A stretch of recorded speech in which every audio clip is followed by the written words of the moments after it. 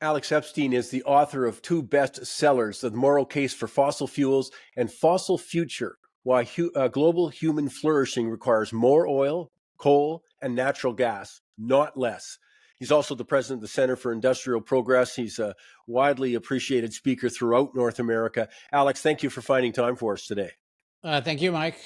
I was wondering, what did it feel like to have such a big target on your back when you dared, going back, I guess, 7 years and saying, wait a second, there's a moral case for fossil fuels and more, the fossil fuel future that I take that the big crime you committed was you said, let's have a fuller discussion of fossil fuels. Let's have a fuller discussion that talks about those cons that we're worried about, but also talks about the benefits. Well, the target on my back has never really been an issue for me. I mean, in my view, if somebody has a criticism of me and it doesn't make any sense, then it's like a 4-year-old criticizing me for not believing in Santa Claus. So, and if they have a criticism of me that makes sense, then I take that seriously and learn from it. But is that the target thing hasn't been an issue. Actually, the thing that's been more of an issue is I've been at this for 16 years, and it's taken a long time for people to really be interested in this issue. And by this issue, I mean fossil fuels as a whole. The whole focus has been, hey, what are the negatives of fossil fuels? Let's get rid of them as quickly as possible, and not talking about the positives. I think finally now in the past few years, people are waking up and saying, wait, as you said, let's have a fuller picture discussion. If we're talking about potentially getting rid of fossil fuels, let's factor in the benefits. And when you do that, you realize getting rid of fossil fuels is the last thing you want to do. We actually need more of them for the foreseeable future. Well, did the energy crisis last year in Europe, that obviously produced these record high prices and fears about freezing in the winter, all the other ramifications of that, has that changed the debate? I mean, because you sort of think you didn't have to explain, you kind of need energy now, guys. I just wondered if that had any kind of fundamental shift. I don't know if it's at the level of a fundamental shift, but it's definitely a shift. So I don't believe that crises by themselves educate the public and move them in the right direction, in part because the people who cause the crisis often have a distorted interpretation of it. So even if you look at what happened in Europe, it's pretty obvious that when you restrict the supply of fossil fuels, you restrict transportation, you restrict relationships with free countries who could give you fossil fuels, including us, you ban fracking, all this stuff. But you still need fossil fuels because unreliable solar and wind can't actually replace them. Then you become dangerously dependent on unfree regimes such as Russia. This is, I think, clearly what happened. But the kind of solar and wind crowd said, no, we should have just done more solar and wind. Yeah. That would have somehow saved us. There's no foundation to this at all, because when solar and wind are in short supply, you need nearly 100% backup. And so you need a lot of natural gas, no matter how much solar and wind you have. And so if you cut off your supply of natural gas, you're just going to have problems. But I do think it's enough common sense that the anti-fossil fuel movement caused the disastrous shortage of fossil fuels that people are more open to the truth than ever. And it's more urgent because people are suffering the consequences of lack of energy. And that's where I felt like there's a great opportunity for people who've been right about this issue to educate the public. So I've certainly seen a big uptake in my own ideas and my own thinking. Fossil Future came out in May of last year, and that was good timing in the sense of people are really aware of, hey, we have shortages of fossil fuels. Maybe we're trying to move off them too quickly. And then I point out, well, we haven't even moved off of them at all. We've just slowed the growth, and that's been a disaster. So maybe it would be, as I've said, the apocalypse if you actually tried to eliminate them by 2050. Well, I look at the about face in Germany also. I mean, it's one of those, we have a big file called You Can't Make This Stuff Up. And one has to be that the Germans, turn about face and all of a sudden become the major coal importer. And there's many other examples, but, Germany was sort of the poster child for the Green Revolution. They spent so much money on it, et cetera, and then end up having to import coal because of such fundamental things as you've just outlined.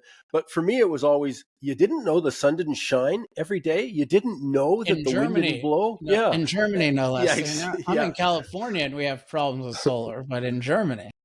Yeah, without any preparation, though. I mean, while they still scale out the nuclear plants, at some fundamental level, though. And as you said, just forced reliance on Russia as an example.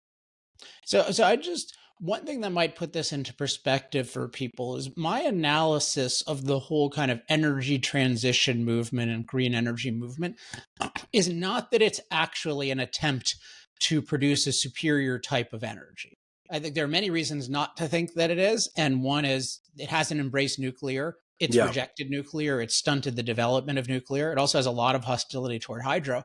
And very revealing, it has a lot of hostility toward mining, which in enormous quantities, we might talk about unprecedented quantities, is necessary for even these hypothetical solar and wind and battery schemes. So my view is this is actually, I talk about this in chapter 3 of Fossil Future, it's an anti-human impact movement. It's a movement driven by the belief that it's wrong for us to impact nature. And today, above all, it's wrong for us to impact the climate in any way. And we should just eliminate our impact at all costs. And they don't really care about energy. And in fact, there's a hostility toward energy, because if you think of what energy does, it powers machines that allow us to have a lot of impact. So the leaders of the green movement actually don't like energy and are on the record saying, we don't want infinite energy because that would, quote, ruin the planet, even though it would make human life amazing. And when you look at it as it's not a cleaner energy movement, it is an anti-human impact movement. It makes sense of all their positions, and it also makes sense of why their energy ideas are retarded, right? Because they're not real energy ideas that they want to compete in the market. It's that they're just fake rationalizations for let us get rid of fossil fuels. It's basically, if you let us get rid of fossil fuels, if you shut down the coal plants and the gas plants and even the nuclear plants, which again is absurd, and you shut down the pipelines, you don't build anything, everything will be fine because we can magically make it work with solar and wind. But it's just a stupid fake reassurance. It's not a real attempt. If they were really interested in energy, they'd embrace nuclear, hydro, and they would actually want to compete. They'd actually have real ideas that they were willing to compete and test with, not get rid of what works, and then have this fake solution that we're totally dependent on. Let's stay on nuclear for a moment there, because it, as you say, I think it expresses well the fundamental difference that you've approached this issue from. What's the purpose of energy? Why are we doing all of this stuff? And I think you're absolutely right. It certainly exposes that it's not about clean energy. It's not about emissions, because obviously you choose nuclear. I mean, I know you go down in the books about look at the different sources we're choosing. And is this the first time in history we've chosen a source that is less reliable, more expensive, and far more, just a problematic? It's not the most effective, efficient source of energy. Well, so yeah, with solar and wind versus nuclear, and in general, you have this very strong tendency throughout history to go to more dense forms of energy Mhm. versus less dense, and then more naturally stored forms of energy. This is something that gets overlooked, but all the major forms of energy we use today that are cost effective, so fossil fuels and nuclear and hydro, they have this characteristic of nature stores the energy for you, and then you refine it and release it. That saves you the trouble of storing the energy yourself, which turns out to be incredibly expensive. I've Yeah. run the numbers on Elon Musk's best battery prices. To back up 1 day's worth of world energy is $190 trillion. So that's twice global GDP. So storing energy ourselves, we are not very good at doing cheaply. So natural storage is a huge issue. So you look at nuclear is naturally stored, naturally concentrated, even much more so than fossil fuels. That was the logical direction to go in once we started to harness it. But instead, the green movement, because it's deeply hostile to all human impact, including new forms of impact like splitting the atom, plus they didn't like the prospect of cheap energy for everyone, they basically criminalized nuclear. And nuclear has been stagnating for decades and decades and decades. That's something I'm trying to reverse, but it does, because nuclear has not reached its potential at all, we cannot at all replace fossil fuels with it in significant quantities for a long time. So I'm doing my best to liberate nuclear, but the idea that if you think nuclear is going to replace fossil fuels very soon, that is a disconnect from reality.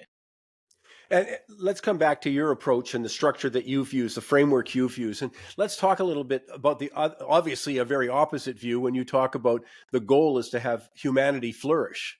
Mm-hmm. Because again, we've seen many examples that's not the case. I'm still getting over, and it's how many years later, 3 years later, the Glasgow Agreement that basically said Western nations wouldn't finance fossil fuels in Africa, which basically then said, hey, you guys stay in poverty. Energy poverty and poverty are the same thing, your lifestyle, your life living conditions. So let's talk more about human flourishing and what you mean by that, and where fossil fuels fit into that scenario? Sure. And the context of talking about human flourishing is when we're talking about energy or anything else, there's a question of what is our goal? Like Hmm. what goal does a good policy achieve, and versus a bad policy does the opposite. And when we're talking about energy in particular and global energy, what's the ultimate thing we're after? And I think what it is it's, if you're talking about global issues, it's human flourishing or advancing human flourishing. So as many people as possible have the opportunity to flourish, which means long, healthy, opportunity filled lives. And that may sound like common sense. Doesn't everyone want that? But in practice, everyone doesn't want that, because the goal we have with energy today is mainly it being non-carbon or non-CO2. That's Hmm. the leading goal in energy, is net zero. It's even the leading goal in global politics, not just energy. But notice the focus is not on how do we have global empowerment? How do we give low cost, reliable energy to as many people as possible or make it available to as many people as possible? It's how can we eliminate our impact on climate? And if that's your goal, then you're not going to have much energy given energy economics. And so my view is you factor in the climate issue insofar as there's an issue, but it's an aspect of human flourishing. So you want the policy that's best for human flourishing. And then insofar as we have negative climate impacts, we can factor that in. But you also have to factor in all the benefits you get from fossil fuels, including, I talk about a lot, your ability to neutralize any climate negatives with things like irrigation and sturdy buildings and heating and air conditioning, et cetera. And when you do that, it's really clear we need more fossil fuels. But I just want to point out, most people are not thinking about, unwittingly, I think, but they're not thinking about energy in pro-human terms. And just to give an example, most people don't think at all about the 3 billion people who use less electricity than a typical American refrigerator. They think a lot more about whether a polar bear has to move from one piece of ice to another. Like, Hmm. that shows that we're not focused on advancing human flourishing. We're focused on eliminating our climate impact at all costs. But I think that sums up well, though, this distinction, because as you say, we look at policies, and in Canada, I say we're the leading virtue signalers in the world, when it comes to climate. But we assess all policy as, or activity, I should say, activity of humans as what's the impact on the climate, as Yes. opposed to the impact on humanity. I think that's a key distinction, of course, you pioneered, but one that is so important to bring to our attention is, which is it? Is the climate more important than human welfare? And obviously, some people have chosen the climate. you Well, know. and the way you put it is important, because notice they're putting it as the climate.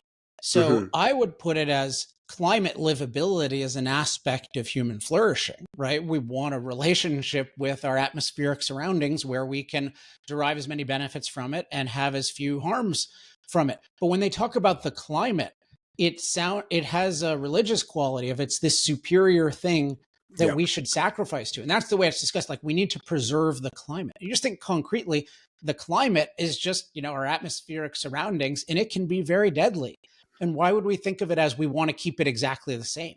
Ideally, I live in California, but I was just in Austin, Texas, which is always hot this time of year. It's October.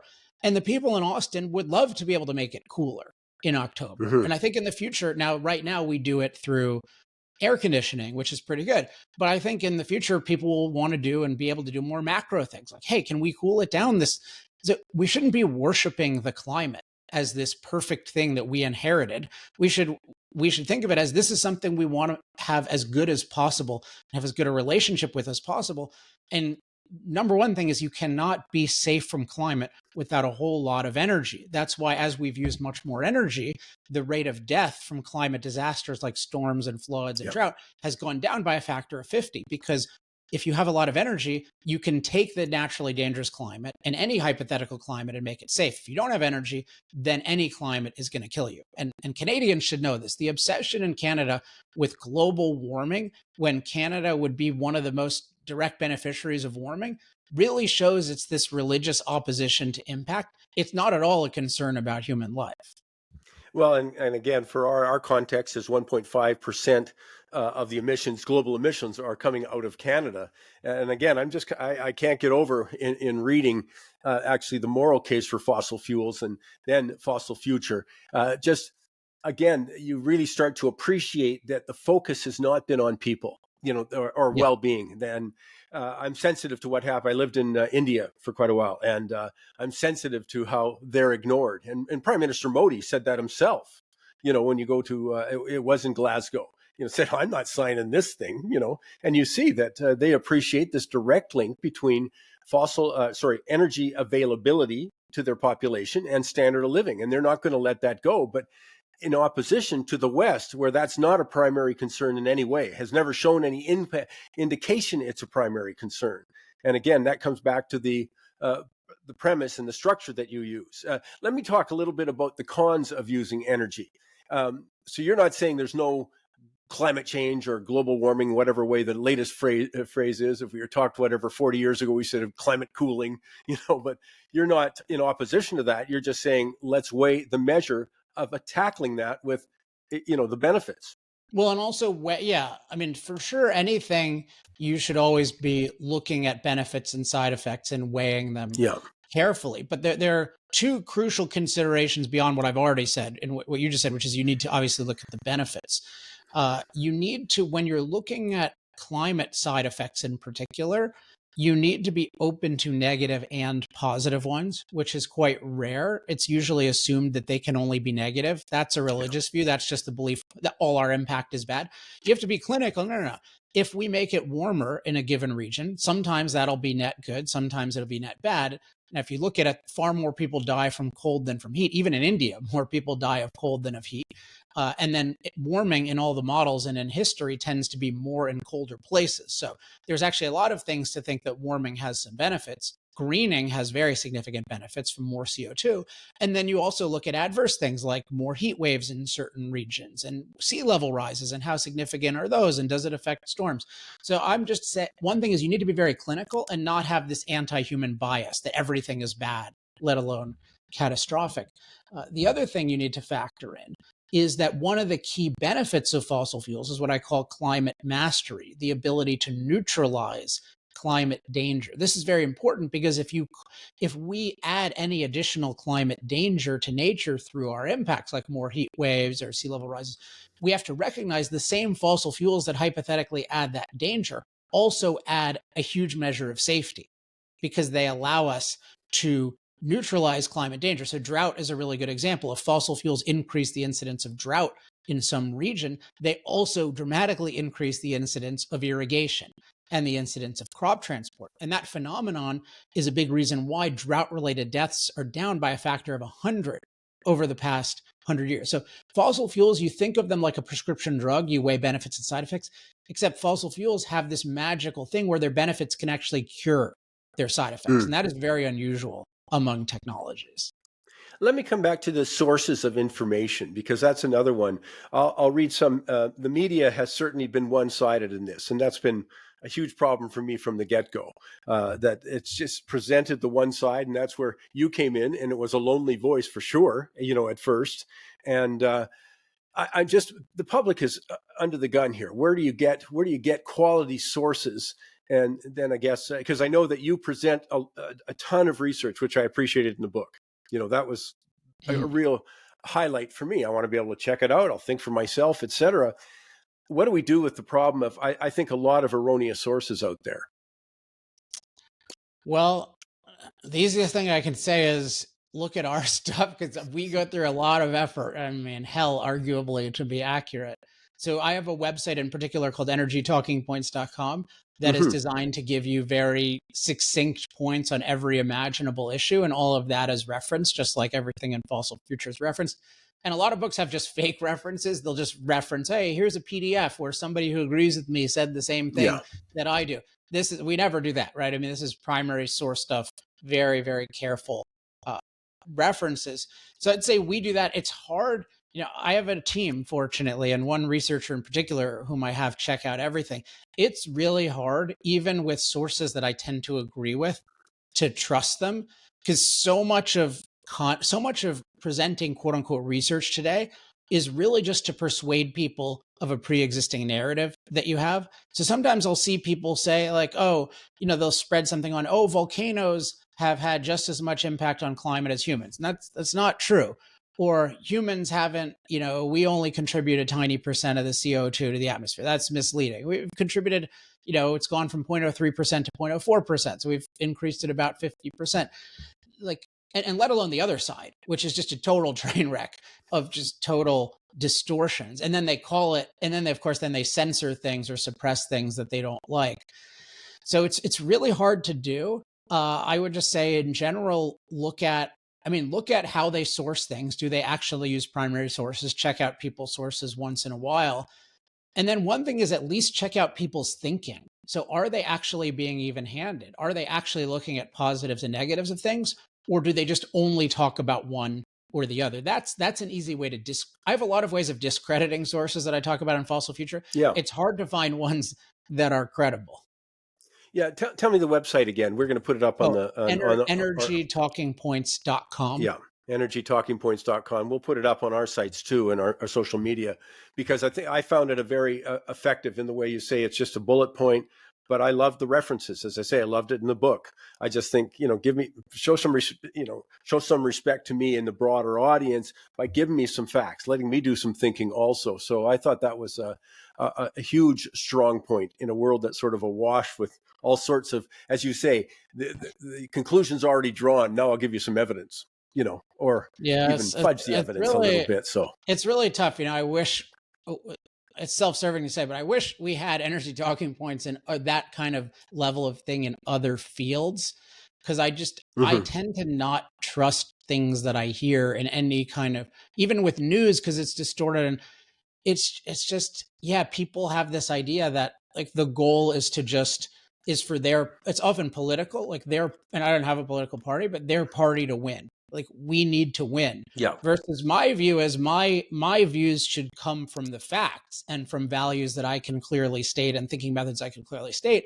And then those will change if facts change or if somebody refutes me. So for example, if somebody, in 5 years comes up with a form of nuclear energy that I just thought was impossible to scale as quickly as they've been able to do it, and they've been able to do it such that they can really quickly, they could somehow really quickly replace fossil fuels around the world. I mean, to my knowledge, this is impossible. But if that happens, then you can believe I will be on that bandwagon and doing as much as I can to promote that, versus just trying to shoot holes in it because I'm, quote, pro fossil fuels. Like fossil fuels are just a means to an end, right? Fossil fuels are a means to an end of human beings being empowered and then flourishing. And my own work and reputation is just based on, I think, being truthful and thinking about things in a rational and pro-human way. So I think the more you have that attitude that your job is to convey the truth, given your values, then you can actually be accurate, versus my goal is for Republicans to win or something like this, or for the fossil fuel industry